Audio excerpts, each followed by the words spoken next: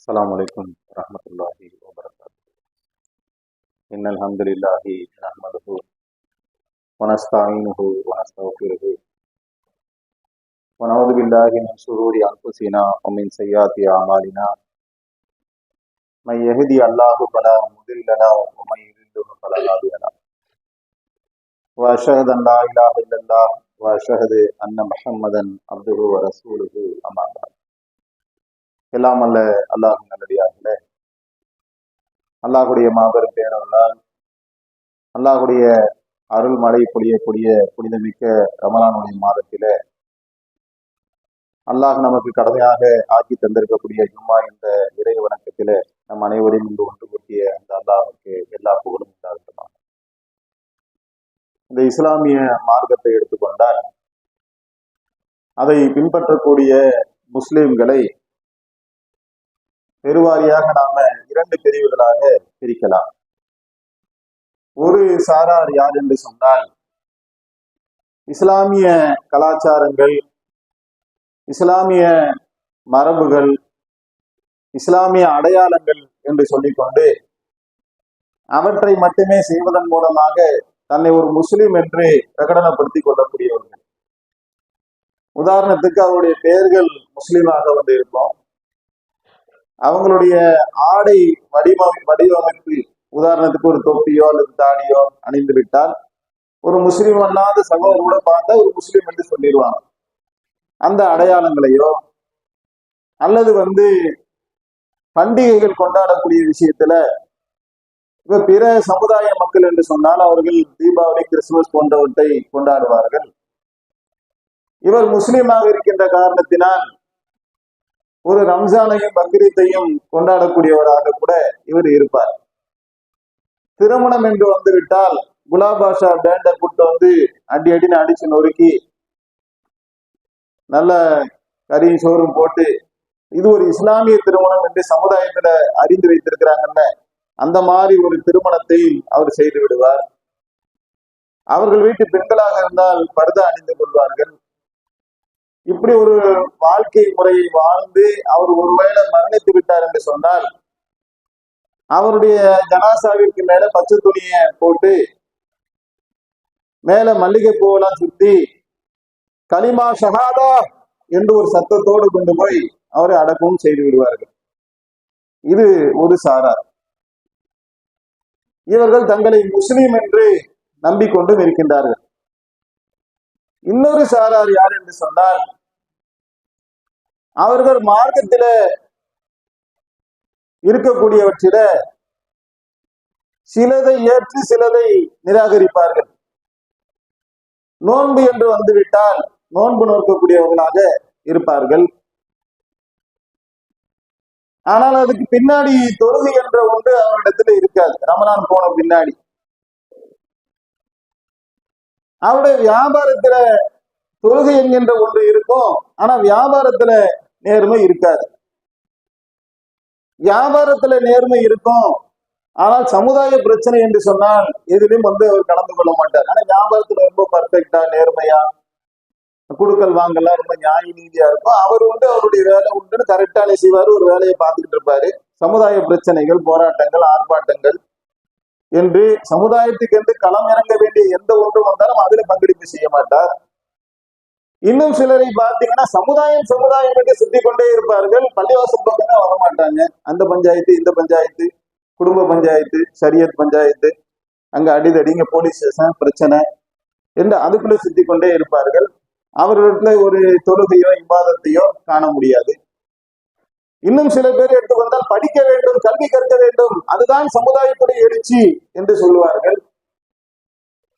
ஆனா வீட்டுல போனா கொண்டாட்டியை பிடிச்சி கும்பாங்குத்து குத்துவாங்க, அடிச்சு என்ன செய்யும், ரத்தம் ஊத்தி அந்த மாதிரி பஞ்சாயத்துக்கு நிற்கும். யாருன்னு கேட்டா இந்த புரட்சியாளர் இருக்காருல்ல, கல்வி பணி செய்யறாருல, அவங்க கொண்டாடி தான் நானும் அப்படிம்பாங்க.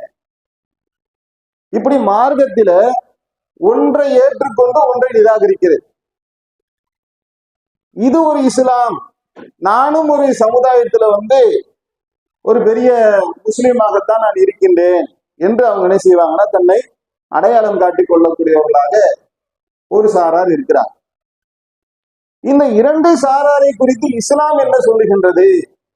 குர்ஆன் என்ன பேசுகின்றது, அல்லாஹும் அல்லாஹ்வுடைய தூதரும் என்ன சொல்லுகின்றார்கள், இந்த இரண்டு சாராரை அங்கீகரிக்கின்றார்களா என்று சொன்னால், இந்த அடையாளங்களை வைத்துக் கொண்டு இருக்கின்ற ஒன்றை மார்க்கம் ஏற்காதுங்கிறத நம்மளை கேட்டாலே நாமளே தெளிவா சொல்லிடுவோம். இந்த இரண்டாவது சாராவராக இருக்கிறாங்கல்ல, மார்க்கத்தை தன் மனம் போன போக்கில வடிவமைத்துக் கொள்வது. ஒரு BMW கார்னா நீங்க வாங்க போனீங்கன்னு சொன்னா நீங்க கஸ்டமைஸ் பண்ணிக்கலாம்.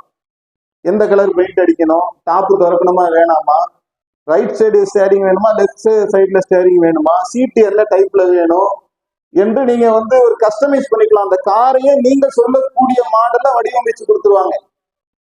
அந்த மாதிரி மார்க்கத்தை கஸ்டமைஸ் பண்ணிக்கிறது.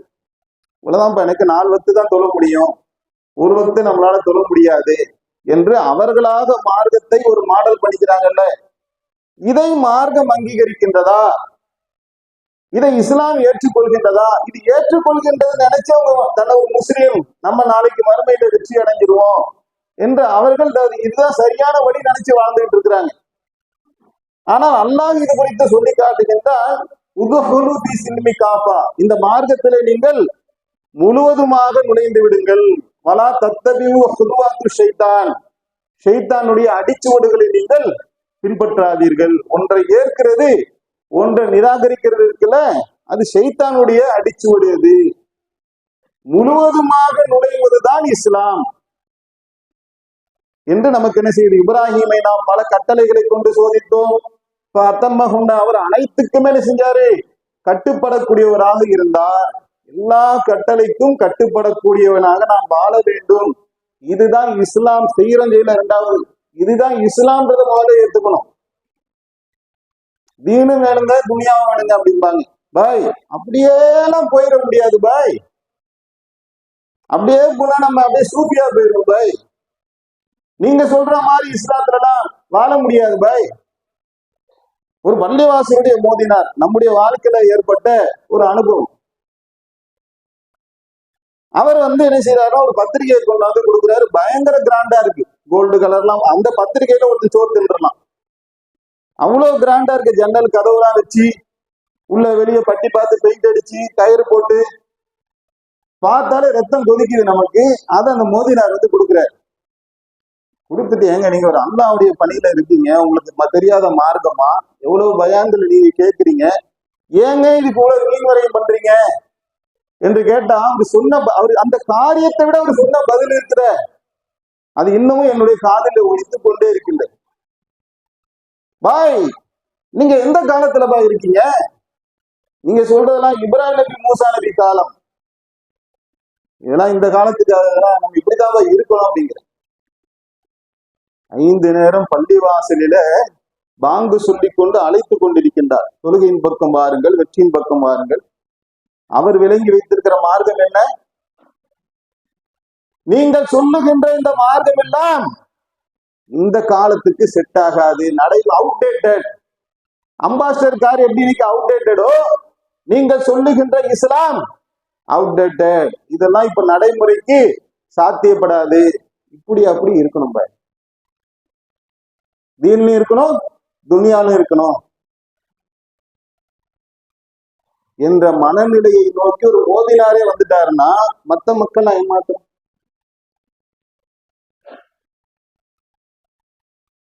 ஆயிரம் உபதேசங்கள், 1000 பயான்கள் சொல்லப்பட்டாலும் கூட தெளிவாக தெரியும் இது சொல்லப்படக்கூடிய விஷயம் சத்தியம்.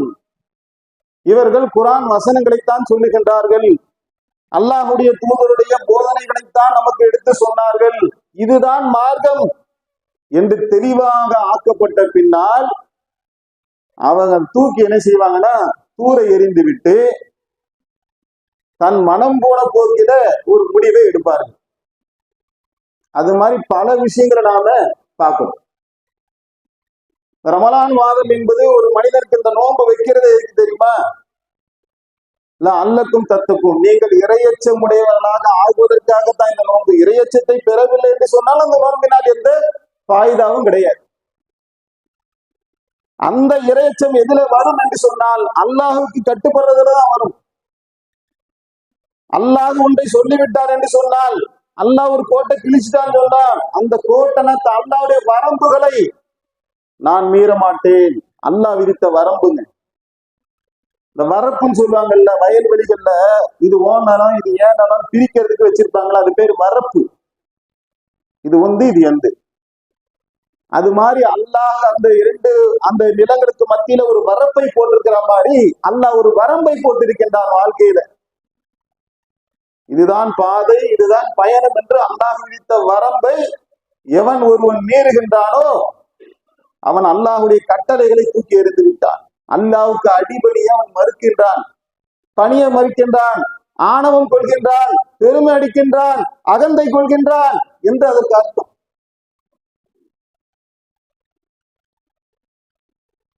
அல்லாஹ் சொல்லி காட்டுகின்றான், மமன் அருளமு மிம்மன் துக்கிரபி ஆயாத்தி ரப்பிஹிம் சும்மா அகுரல் அன்ஹா இன்னா மினல் முஜ்ரிமீன முன்தகிபூன். அல்லாஹுடைய வேத வசனங்களை கொண்டு நினைவுறுத்தப்பட்ட பின்னால் எவன் அதை புறக்கணித்து விடுகின்றானோ அத்தகைய பாவிகளை நாம் பழி வாங்கியே தீர்வோம் என்று அல்லாஹ் சொல்றான்.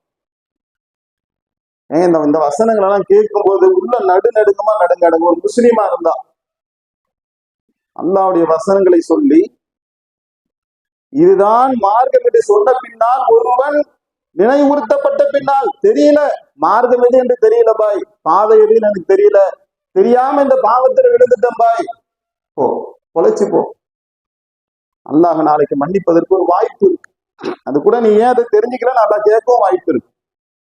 ஆனால் தெளிவாக சொல்லப்பட்ட பின்னால் ஒருவன் அதை சும்மா அகரலான்ஹா எவன் அதை புறக்கணித்து விடுகின்றான, நீ சொல்லி நான் கேட்கணுமா என்று எவன் புறக்கணித்து விடுகின்றானோ அல்லாஹ் சொல்றான், அத்தகைய பாவிகளை நான் பழி வாங்கியே தீர்வேன். அல்லாஹ் ஒருத்தனை பழி வாங்கணும்னு நினைச்சா ஒருத்தன் தாங்க முடியுமா? ரப்புல் ஆலமீன் பழி வாங்கணும்னு நினைச்சா அந்த உலக வாழ்க்கை என்ன ஆகும், மறு உலக வாழ்க்கை என்ன ஆகும்? ஆனால் சர்வ சாதாரணமாக அல்லாஹ்வுடைய கட்டளைகள், குர்ஆனுடைய வேத உபதேசங்கள் இன்றைக்கு மீறப்படக்கூடிய காட்சியை நாம பார்க்கிறோமா இல்லையா? ஒரு திருமணம் என்று வந்துவிட்டால் ஏண்டா பொழுதோடு திருமணத்தை பத்தியே பேசுறீங்க, உங்களுக்கு வேற டாபிக்கே இல்லையா என்று கூட சிலர் நினைக்கலாம். அதனால் ஏற்பட்ட விளைவு கொஞ்சம் நஞ்சம் இல்லை. ஒரு ஏழை வீட்டுல குமராக பிறந்த காரணத்தினால் வயிற்றுக்கு பசி எப்படி ஒரு மனிதனுக்கு முக்கியமோ, அது கிடைக்கவில்லை என்றால் எப்படி ஒருவன் குடிப்பானோ, அந்த நேரத்தில் அந்த உணவு கிடைக்காத போது அவன் என்ன பரிதவிப்பானோ, அத்தனை பரிதவிப்புகளும் இளம் பெண்கள் அனுபவித்துக் கொண்டிருக்கின்றார்கள் சமுதாயத்தில். அந்த பருவ நேரத்தில் அவள் திருமணம் முடித்து ஆக வேண்டும். அவள் நெருப்பிலிட்ட புழுவாக அவள் துடிக்கின்றாள் என்று சொன்னால் அந்த பாவத்திற்கு யார் ஆளாகின்றார்கள்? உன்னிடத்தில் இருக்கக்கூடிய பணம் காசுக்காக நீ ஆடுகின்ற ஆட்டம் கொஞ்சமா நஞ்சமா? அவ்வளவு பெரிய ஆட்டத்தை நீ ஆடுகின்றாய். எதற்காக அல்லாஹ் இந்த பொருளாதாரத்தை உனக்கு கொடுத்தானோ அந்த பொருளாதாரத்தை கொண்டு எதை செய்ய வேண்டும் என்று அல்லாஹ் உனக்கு கட்டளையிட்டானோ அதை செய்தாயா? கடை ஒருத்தன் வச்சிருக்கிறாங்க, சரக்கே இல்லை, வானத்தையும் பூமியும் பார்த்துக்கிட்டு கண்ணீர் விடுறான், ரத்த கண்ணீர் வடிக்கிறான். யா அல்லாஹ், எனக்கு உழைக்கிறேன், நான் பிச்சை எடுக்க விரும்பல, எவனிடத்துல நான் கையேந்த விரும்பவில்லை, கொரோனான்னு ஒண்ணு வந்துச்சு, நான் கடனாளி ஆயிட்டேன், எனக்கு ஒரு முதலீடு கிடைக்காதா என்று ஏங்கி தவித்துக் கொண்டிருக்கிறான். இந்த பாவி என்ன செய்யறான்? திருமணத்துல கொண்டு போய் 10 லட்சத்தை செலவு பண்றான். இவனை மாதிரி ஒரு அயோக்கியனை பார்க்க முடியுமா? ஒரே ஒரு நாள் கூத்து இவன் அடிக்கின்ற ஆட்டம் இருக்குத சொல்லி நடங்காது. அதை விட பெரிய கொடுமை என்ன தெரியுமா? பள்ளிவாசலுக்கு வருவார்கள், 5 நேரம் தொழுகுவார்கள், இந்த ஏகத்துவ தௌஹீத் வட்டாரத்திலேயே குடியிருப்பார்கள்.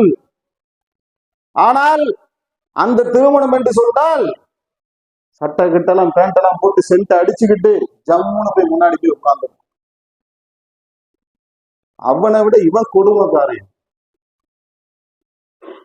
ஏன்னா அல்லாஹ்வுடைய மார்க்கத்துடைய சட்டம் ஒரு அவையிலே மீறப்படுகின்றது என்று சொன்னால் நீ எப்படி அங்க போவ? எத்தனை அனாச்சாரங்கள் அங்க நடக்கின்றது. எந்த தைரியத்துல நீ போய் அங்க உட்கார்ற? அல்லாஹ் சொல்றான், இன்னா மினல் முஜ்ரிமீன முன்தகிமூன். பாவியன நிறைய பேர் பாருங்க, அவன் வாழ்க்கையில நீ சிக்கி சின்னாபின்னமான போய் தவிச்சுக்கிட்டு இருக்கிறான். ஒவ்வொருத்தருமே பின்னாடி சும்மா இல்ல, அல்லாவுடைய நயனத்து அவன் மேல இறங்கிக்கிட்டு இருக்குங்க. என்னடா பாய் நெகட்டிவாக பேசுறாருன்னு நினைக்காதீங்க. அல்லாவுடைய கோபத்துக்குரியவர்களாக மனிதர்கள் மாறிவிட்டார்கள். அந்த அவை அல்லாவுடைய கோபத்துக்குரிய அவை, அல்லாவுடைய லகனத்துக்குரிய அவை, அல்லாவுடைய மார்க்க சட்டங்கள் மீறப்படக்கூடிய அவை. அதுல இவன் போய் என்ன செய்யறான்? போய் உட்கார்றான். கேட்டா அதுக்கு 1008 காரணம். பாய், என் வீட்லயும் பொம்பளை பிள்ளை இருக்கு பாய். அந்த பொம்பளை பிள்ளைக்கு நான் 4 வீட்டுக்கு போனாதான் என் வீட்டுக்கு என்ன செய்வாங்க? ஒரு மாப்பிள்ளை கிடைக்கும், சொந்த பந்தங்கன்னா அங்க வருவாங்க, நான் பார்க்க போறேன், முகபத்தை நான் பரிமாறி கொள்ளுகின்றேன். இவன் சொல்றதை கேட்டா நம்மளே போயிடுவோம் போல இருக்கு. அந்த அளவுக்கு நமக்கு விளக்குன்னு விளக்குறான். சொந்த பந்தங்களை யாரும் ஒன்று அரவணைக்கலன்னு சொன்னா வீட்டுல கூப்பிட்டு விருந்து போடுப்பா, அதால செய், வேணாம் சொல்லியே. இந்த மார்க்கம் தடுத்த ஹராமான ஒரு திருமணத்துல போய் கலந்து கொள்வதன் மூலமாகத்தான் உனக்கு முகபத்து வருமா? அப்படி கிடையாது. ஒரு திருமணம் என்று எடுத்துக்கொண்டால் அதையே என்ன செய்யலாம்? அரை மணி நேரம் 1 மணி நேரம் பேசக்கூடிய அளவுக்கு அவ்வளவு விஷயங்கள் இருக்கின்றது. தொழுகைக்கு நோன்புக்கு வந்தாச்சுங்க, காலங்காலமா வைக்கிறோம், அல்லாஹ்வுடைய கிருபையில நோன்பு வைக்கிறோம், ரொம்ப சந்தோஷம். நிறைய புதிய மக்கள், புதிய முகங்களை பார்க்க முடிகின்றது. அதுக்கப்புறம் என்ன, வாட் நெக்ஸ்ட்? காணும். ரமலான் முடிந்த பின்னால் ஆட்டம் முடிந்தால் ஓட்டம் எடுக்கக்கூடிய நிலைமை ஏன் வருகின்றது? மார்க்கத்தை ஏன் கஸ்டமைஸ் பண்றோம்? ஏன் நம்மளா ஒரு டிசைன் பண்றோம்? அப்படி அல்லாஹ் ஏதாவது சொல்லி இருக்கின்றானா? இல்லையே. ரமலானிலும் ரமலான் அல்லாத காலங்களிலும் அல்லாவுடைய தூதர் 8+3 சொல்றார்கள். எல்லா நேரத்திலும் ஒரே மார்க்கம் தாங்க அல்லாவுடைய தூதர். ரமலான்ல ஒண்ணு, ரமலான் அல்லாத நேரத்துல ஒண்ணா கிடையாது. ஒரே தொழுகை, எப்பவுமே தஹஜ்ஜத் தான், ரமலான்லையும் தஹஜ்ஜத் தான். ரமலானுக்கு திடீர்னு ஒரு ஹைப் கொடுக்கறது, தர்மத்தை அதிகமா பண்ணாங்கன்னு கூடுதலா சூறை காற்றை போல சுரண்டு நெசிவாங்க தர்மம் செய்தார்கள். அது வேணா உங்களுக்கு பார்க்க முடியுதே தவிர மற்ற காலங்கள் எல்லாமே அவங்களுடைய வாழ்க்கை எப்படி இருந்துச்சு? சீராகத்தானே இருந்துச்சு. ஆனால் இன்னைக்கு நம்ம மக்களுடைய நிலைமை என்ன? ரமலான் என்று சொன்னால் அதுல கூட பாத்தீங்கன்னா நோம்பு 1, 2, 3, 4க்கு தான் ஒரு பிரியாரிட்டி இருக்கும். அதோட பாத்தீங்கன்னா கடைசி 27 தான். இடைப்பட்ட காலங்கள்ல அந்த பயானுக்கு கூட ஆள் இருக்க மாட்டாங்க. நீங்க உங்க மர்க்கஸ்ல கூட நீங்க பார்க்கலாம், நான் பார்க்கல, நீங்க பார்க்கலாம். 1க்கு வந்த கூட்டம், 2க்கு வந்த கூட்டம், 3க்கு வந்த கூட்டம் கொஞ்சம் கொஞ்சமா குறைஞ்சி ஒண்ணும் இல்லாம போயிடுது. என்ன காரணம்? என்ன சொல்ல வரோம்? நம்ம என்ன கத்துக்க போறோம்? என்னன்னாக்கா, என் விருப்பத்தின்படி ஒரு மார்க்கத்தை நான் அமைத்து கொள்ள விரும்புறேன். நான் விரும்பினா வருவேன், நான் விரும்பினா போயிருவேன். இந்த ஒரு நிலையை இஸ்லாமிய மார்க்கம் அங்கீகரிக்கின்றதா? அப்படி இருந்துச்சுன்னா ஓகே, நமக்கு ஈஸி தானே பை. நீங்க சொல்ற டைப் ஒண்ணு இல்ல, அவங்கவுங்க விரும்புற மாதிரி ஒரு மார்க்கத்தை என்ன முடியுமோ செஞ்சுட்டு போக வேண்டியதான் பாய் அப்படின்னு நீங்க விளக்குனீங்கன்னா அதுதான் கரெக்டுன்னா அந்த அடிப்படையில போறதுல ஒன்றும் தப்பு இல்லையே. அப்படி இருக்குதா என்று சிந்தித்து பார்க்க நாம கடமைப்பட்டிருக்கின்றோம். எதை கேட்டோமோ அதன்படி நடக்கக்கூடிய நற்பாகியத்தை அல்லாஹ் தஆலா உங்களுக்கும் எனக்கும் தந்தருவானாக.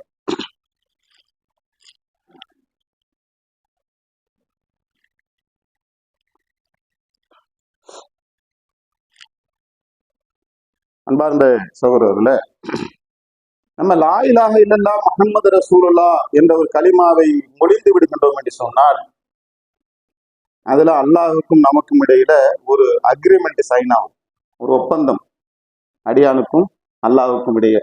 அது என்ன அப்படின்னா, அவன் எஜமானன் ஆயிடுறான், அந்த இடத்துல நான் அடிமையாக, நான் அடிமையாக ஆகிவிட்டேன் என்று சொன்னால் எதையெல்லாம் நான் அங்கே இழக்க வேண்டும், எதையெல்லாம் நான் கொடுக்க வேண்டும் என்று சொன்னால் நம்முடைய விருப்பங்கள், நம்முடைய சிந்தனை, நம்முடைய உணர்வு எல்லாத்தையுமே டெடிகேட் பண்ணி எனக்காக சுய வெறுப்பு கொள்வதற்கு எந்த விதமான அல்லாஹும் அல்லாஹ்வுடைய தூதரும் சேர்ந்து ஒரு முடிவெடுத்து விட்டால் அதிலே மாற்று கருத்து கொள்வதற்கு ஈமான் கொண்ட ஆணுக்கோ பெண்ணுக்கோ எந்த அதிகாரமும் கிடையாது. உங்களுடைய விருப்பமே இருக்கக்கூடாது. மார்க்கம் வந்துட்டா அதுக்கு பேர் தான் முஸ்லீம். கொஞ்சம் அப்படி கொஞ்சம் இப்படி, தீன்ல கொஞ்சம் துனியால கொஞ்சம், அதுக்கெல்லாம் இங்க இடமே கிடையாது. அந்த மார்க்கம் இது கிடையாது. முழுவதுமாக அர்ப்பணிக்க வேண்டும் சொல்லு. இப்ப இங்க எங்க கிளாஷ் ஆகுது, எங்க பிரச்சனை வருது என்று சொன்னால், ஈமான் கொண்டு விட்டேன் என்று சொன்னால் அல்லாஹ் நம்மிடத்துல என்ன சொல்றானா, டே தம்பி, இந்த வாழ்க்கை இருக்குல்ல, இந்த வாழ்க்கை நீ விரும்பிய அடிப்படையில வாழ்வதற்காக இந்த வாழ்க்கையை நான் கொடுக்கல. நீதான் இறைவன், நான் உன்னுடைய அடிமை, நீ என்னுடைய எஜமானன், நான் உன்னுடைய அடிமை என்று ஏற்றுக்கொண்ட பின்னால் வாழ்க்கைன்னு ஒண்ணு தனியா நிக்குதுல, இந்த வாழ்க்கைக்கும் அல்லாஹ்வுக்கும் எனக்கும் என்ன சம்பந்தம்? அந்த கேள்விதான் ரொம்ப முக்கியமானது. லா இலாஹ இல்லல்லாஹ் முஹம்மது ரசூலுல்லாஹ் கிளிக்கு சொல்லி கொடுத்தவரை சொல்லிருப்பேன். யார் வேணாலும் சொல்லிடு, அவ்வளவு பெரிய கஷ்டம் ஒண்ணும் கிடையாது. 1000 பக்கத்துக்காருக்கு மனப்பாடம் பண்ணி சொல்றதுக்கு இலகுவா தானே இருக்கு. இது சொன்ன பின்னால் வாழ்க்கை என்கின்ற ஒன்று இருக்கின்றது. இந்த வாழ்க்கையில அந்த கலிமாவின் அடிப்படையில, அந்த ஒப்பந்தத்தின் அடிப்படையில ஒன்றை வாழுகின்றோமா இல்லையாங்கிறது கொஸ்டின், கேள்வி, சேலஞ்சு அதுல தானே இருக்கு. அந்த வாழ்க்கை குறித்து அல்லாஹ் என்ன சொல்றான், உன்னுடைய விருப்பப்படி இந்த வாழ்க்கையை நீ வாழக்கூடாது. உனக்கு காலையில இந்த அடியானுக்கு எப்படி இருக்கும், காலையில பஜீர் நேரத்துல நல்ல ஜம்முன்னு ஒரு தூக்கம் வரதான் செய்யும். ஆனால் என்னுடைய விருப்பமாக இருந்தாலும் கூட இறைவனுடைய விருப்பம் அது இல்லை என்று அல்லாஹுக்காக உதறிவிட்டு ஒருவனை எழுந்திருத்து அல்லாஹை வணங்குவதற்காக செல்லுகின்றான் என்று சொன்னால் அது வணக்கம். வியாபாரத்துல ஒரு பொய் பேசி ஆகணுமா, உன பின்ன இருந்தாதான் திறமைன்னு வேற சொல்லிப்போம். அதுக்கு பேரு திறமை. என்ன திறமை? ஒரு 4 உண்மை செஞ்சு 2 பொய்யை கலந்து அப்படி இப்படி பேசி குண்டு மாத்து புளி மாத்து வேலையெல்லாம் பண்ணி தலையில கட்டிடுவாங்கப்பா, நல்ல திறமையான ஆளுப்பா. இந்த திறமை இஸ்லாம் அங்கீகரிக்கல. உண்மையைத்தான் பேச வேண்டும். எனக்கு பிடிச்சிருக்கு, எனக்கு லாபம் வருது, எனக்கு வருவாய் வருது, அதை இஸ்லாம் அல்லாஹ் ஏற்றுக்கொள்ளவில்லை. அதுல உண்மையாக இருக்க வேண்டும். திருமணம் வந்தா இப்படிதான், மார்க்கம்னா இப்படிதான், குடும்பம்னா இப்படிதான் என்று ஒவ்வொன்றுக்கும் ஒரு வரையறையை இஸ்லாமிய மார்க்கம் சொல்லுகின்றதா இல்லையா? அதுல உன்னுடைய மன இச்சையை நீ விட்டுருப்பான்னு இஸ்லாம் சொல்லு. அப்ப இந்த அடியான் என்ன கேட்கிறான் அல்லாட்ட, யா அல்லாஹ், என்னுடைய மனம் எதை விரும்புகின்றதோ அதை நான் செஞ்சாதான் எனக்கு சந்தோஷம். இதான் மனிதனோட இயல்புங்க. நீங்க உலகத்துல எந்த கண்ட்ரிக்கு போய் கேட்டாலும் ஒவ்வொரு மனுஷனுக்கும் ஒவ்வொரு இயல்பலா இல்லை. ஓவரால் யூனிவர்சலா இன்டர்நேஷனல் லெவல்ல எல்லா மனிதனும் எதிர சந்தோஷப்படுவான் தெரியுமா? அவன் எதை விரும்புகின்றானோ அந்த விரும்பியதை செய்தால் மட்டும்தான் அவனுக்கு சந்தோஷம் கிடைக்கும், மகிழ்ச்சி கிடைக்கும்.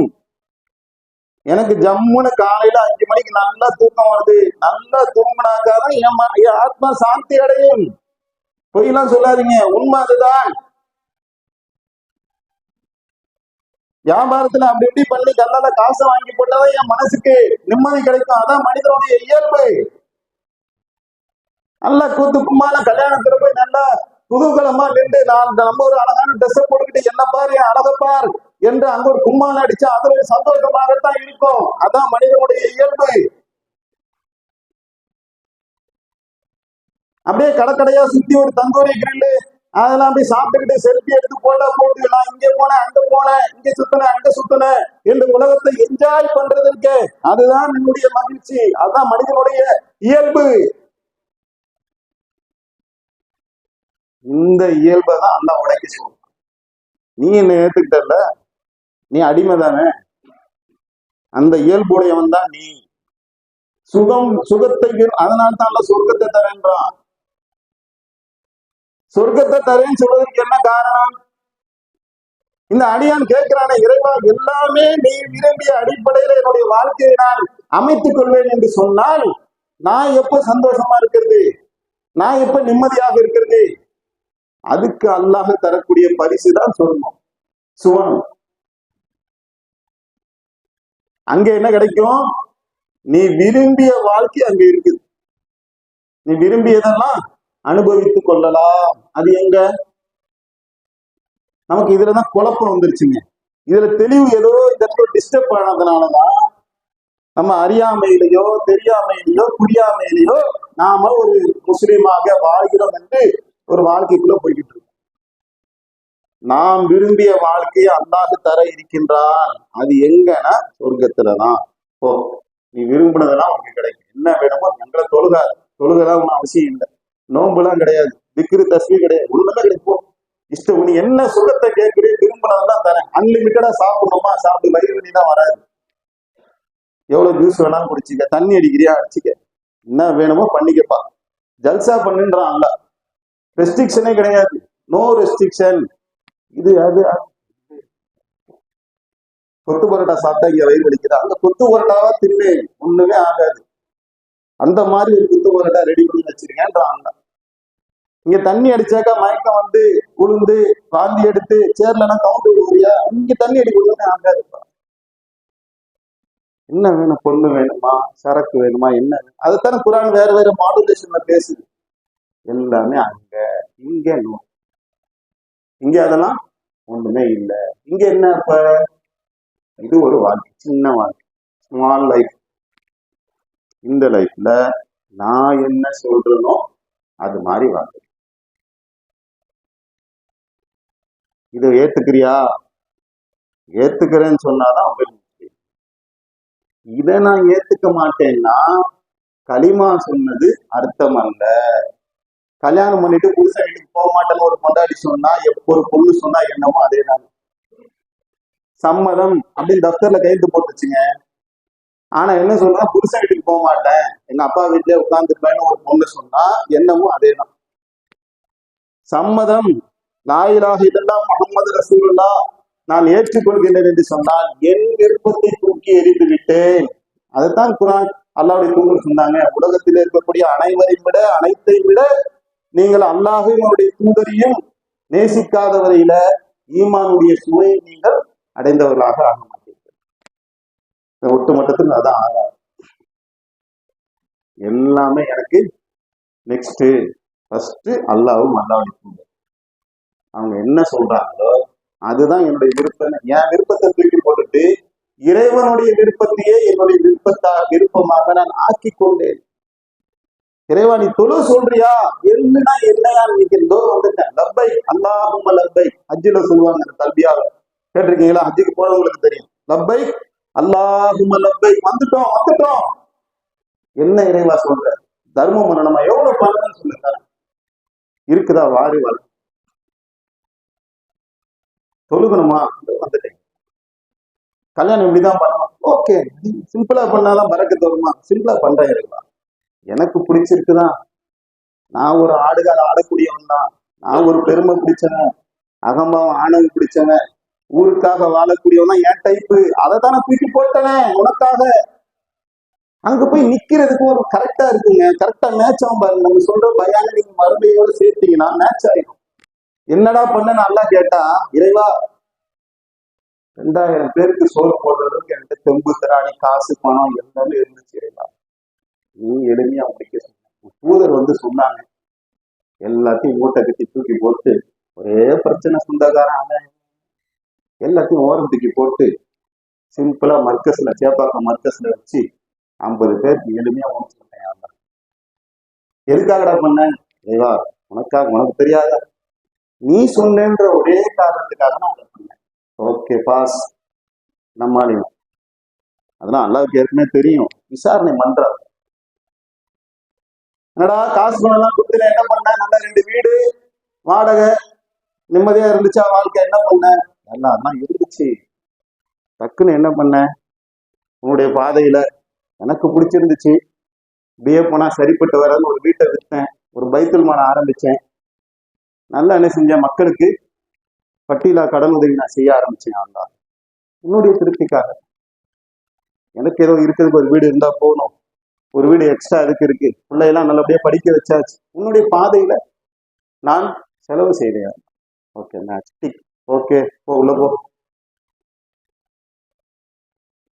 இறைவா வேலையெல்லாம் முடிச்சுட்டு நைட்டு 2 மணிக்கு தான் வருவேன், ஐடி கம்பெனில ஒர்க் பண்றேன், கண்ணெல்லாம் எரியும் இறைவா, எனக்கு தெரியும் என்னை பத்தி நான் எவ்வளவு கஷ்டப்பட்டேன். அப்போ கூட ஃபஜ்ருக்கு பள்ளிக்கு வந்துடுறேன். எதுக்குடா வந்த? உன் அன்பை பெறுதான். எனக்கு தூங்கணும்னு தான் ஆசை. தூங்குறேன்னா அன்னைக்கு போய் ரொம்ப சிரமம்லாம் பட்டிருக்கேன். எத்தனையோ இரவுகள் உனக்கு தெரியும். அப்புறம் தான் நான் டீம் லீடர் ஆகிட்டேன். அதுக்கப்புறம் ஷிஃப்ட் மாத்தி விட்டான். அந்த 6 மாசம் எவ்வளவு கஷ்டப்பட்டேன் இறைவா. எதுக்குடா அவ்வளவு கஷ்டப்பட்ட? இறைவா நீ சொன்ன பக்தியில தொழுகணும், உன்னை வணங்கணும்னு சொன்னேன். அது வணங்குவதற்கு நீ தகுதியானவன் அல்லவா? எனக்கு எவ்வளவு செஞ்சிருக்கேன். என்னை வாழ வைக்கிறவன் ஆச்சு. அதுக்காக என்ன செஞ்சேன் இறைவா? அர்ப்பணிச்சேன். ஓகே, டிக் போட, உள்ள போ, கேட் ஓபன். இப்படி சொல்வதற்கு வாழ்க்கை இருக்கின்றதா யோசிப்பார். பேசினா இதெல்லாம் மணிக்கணக்கில் பேச வேண்டிய விஷயம். சிந்திக்கக்கூடியவர்களுக்கு இது போதுமானதுன்னு நினைக்கிறேன். சுருக்கமா என்ன சொல்ல வரும்? ஒரு வரியில சொல்லுங்க பாய் அப்படின்னா, மார்க்கம் என்பது நம்ம கஸ்டமைஸ் பண்றது அல்ல. விரும்பி இதை செய்வேன் அதை செய்ய மாட்டேன் அப்படியே இல்லை. மார்க்கம் முழுமைப்படுத்தப்பட்டு விட்டது. அந்த முழுமைப்படுத்தப்பட்ட மார்க்கத்திலே நான் என்ன செய்வேன்? என்னுடைய சுய விருப்பு வெறுப்புகளை தூக்கி எறிந்து விட்டு அந்த மார்க்கத்தின்படி என்னுடைய வாழ்க்கையை நான் அமைத்துக் கொள்வேன். அதிலே சிரமங்கள், கஷ்டங்கள், துன்பங்கள் வரும், கண்டிப்பா வரும். அதை சகித்துக் கொள்வேன். அல்லாஹ் அதிலே என்ன செய்வான்? அல்லாஹ் சகித்துக் கொண்டிருக்கக்கூடிய நிலையில் அல்லாஹ்வுடைய உதவி வரும். பதற வேண்டாம். கஷ்டம் கவலையா ஆயிரம் நடுக்குள்ள நின்றுவோம் போல. இஸ்லாத்தின்படி வாழ போனோம்னா நாளைக்கே ரோடோட சேப்பாக்கம் வீதிக்கிற சட்டை கிழிச்சு நம்ம பிச்சை எடுப்போம் போல. பயந்துட வேண்டாம். சில சோதனைகள் வரும். அல்லாஹ்வுடைய உதவியும் அப்படி அல்லாஹ் விட்டுருமான், சோதிப்பான். பிள்ளைய வெட்டுன்னு தான் சொல்லுவான். வெட்டுறதுக்கு கத்திய ஓவனா போதும், வெட்டாதுன்றான் அல்லாஹ். அல்லாஹ்க்கு என்ன வேணும்? பிள்ளைய வெட்டி கறி கறியா பீஸ் போட்டா அல்லாஹ் கொடுக்க போறோம். அந்த கறியை வச்சு என்ன செய்ய போறான் அல்லாஹ்? நம்ம கஷ்டப்படுறதுன்னா அல்லாஹ் விரும்பவே மாட்டாங்க. அந்த உள்ளம் வருதா, அல்லாஹ்வுக்காக நான் அர்ப்பணிக்க வேண்டும், டெடிகேஷன் பண்ண வேண்டும், என்னுடைய இறைவனுக்கு நான் புனிதமாக கட்டுப்பட்டு நடப்பேன் என்ற எண்ணம் கொண்ட வந்துருச்சா, ஓகே போதுண்டா, இந்த அருள் வாசலை திறக்கணும். நல்லா இங்கேயே நல்லா இருக்க வச்சுக்குவோம். அல்லா நாள்னா இங்கேயும் கொடுத்துருவான், அங்கேயும் கொடுத்துருவான். ஒரு கால் இங்க கொடுத்தா திருப்பி அந்த மொட்டாட்டம் ஆடக்கூடிய நிலைமைக்கு நீ போயிருந்த ஒரு பலகீனத்துல நீ இருக்கிறதுனால தான் நான் கொடுக்க மாட்டேன்ற உனக்கு. உன் ஈமான் பலகீனமான ஈமான். நான் நினைச்சேன்னு செய்வேன், இங்கேயே கூட எல்லாத்தையும் கொடுப்பேன், நீ திருப்பி வந்த வழியே ஓடி இல்லை. அதனால கொஞ்சம் என்ன செய்யறேன், உனக்கு ரெஸ்ட்ரிக்ஷன் பண்ணி வைக்கிறேன், அங்கவா மொத்தமா தரேங்கிறான். இவ்வளவுதாங்க லைஃப். இதை புரிந்து கொண்டு ஒரு இஸ்லாமிய வாழ்வை நாம் வாழ்வோம் என்று சொன்னார், இதுதான் ஒரு முஸ்லிம் என்று நாம் புரிந்து கொள்வோம் என்று சொன்னார், இந்த ரமலான் என்கின்ற ஒன்று நம்மிடத்துல ஒரு இறைச்சத்தை இன்ஷா அல்லாஹ் அல்லாஹ்வுடைய அருளை கொண்டு தரும் என்று எதிர்பார்க்கின்றோம். அந்த இறை அருளை பெற்றுக்கொண்டு ஒரு உண்மையான முஸ்லீமாக வாழ்ந்து மரணிக்கக்கூடிய நர்பாகியத்தை அல்லாஹ் தஆலா உங்களுக்கும் எனக்கும் தந்தருவானாக. வாஹிருவானா.